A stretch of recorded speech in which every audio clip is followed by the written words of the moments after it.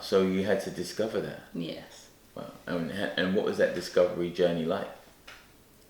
Well, I would like to say it was really clear, but it wasn't, because like, if you self-discovering without direction, bearing in mind it come from a culture where we're not discussing these things, because the moment you went back home and said, oh, I really want to know about this, I really want to know about it, it was a bit like, oh, what are you doing? Are you starting to become wayward and everything? What, so like if you wanted to talk about sex, right? Yeah, and I was like, we're not, that is a conversation we were having with nobody. So wow. I then started discovering silently, so be like, I'm going to see my friend and go and discover. Wow.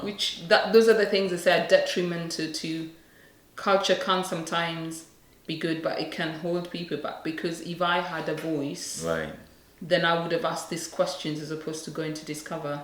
So before I knew, I was a young mother. Oh wow. Okay, like that. Yeah. Okay, discovering like that. Yeah. Okay, so you're a young mother. You've raised a daughter.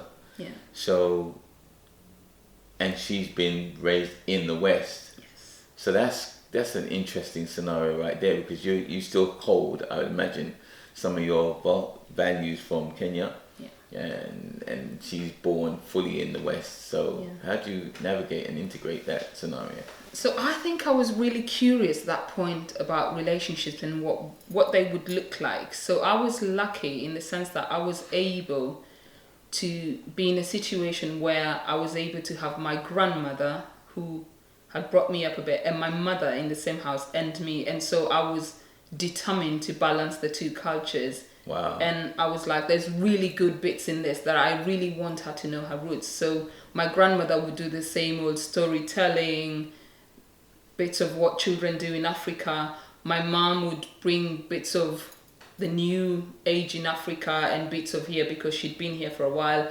And then I just then solely focused on promoting her to explore her Western side. And what I would say is, you can still do that without those parents. It's about balancing, realizing that your child's been born into two cultures, and both cultures are important. None is better than the other. Okay.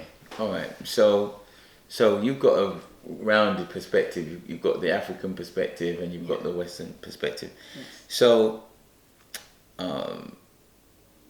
your work that you do, if you can explain, does it look at people from the point of view of recognizing that some of us have traumas in our childhood that affect us in our adulthood? Yeah. And so the relationship with ourselves is an issue. Yes. So my work began, at one point I started a charity called Refugee Voice, because I was quite interested in the intercultural interactions of especially young adults when they came to this country. However, I then began to work with families and actually realized the one common factor in all cultures is childhood trauma. And tell us about childhood trauma and why is that so important? And I think childhood trauma is where a child goes through things that they may not be significantly severe, but occurrences that impact them. So one of the childhood traumas I would say that people do not think is a childhood trauma is fights in relationships, staying in relationships just for the children. People think that that's the best thing to do. Actually, that child having to go through the trauma of being in a house where they intuitively feel people don't get on, but no then, love. Yeah, it doesn't make sense. Yeah. Wow. So you would actually, in your opinion, advocate that if it's not working, they should separate? Yeah. The cost of a child living in a healthy home when parents are separated beats the cost of staying together in a toxic home.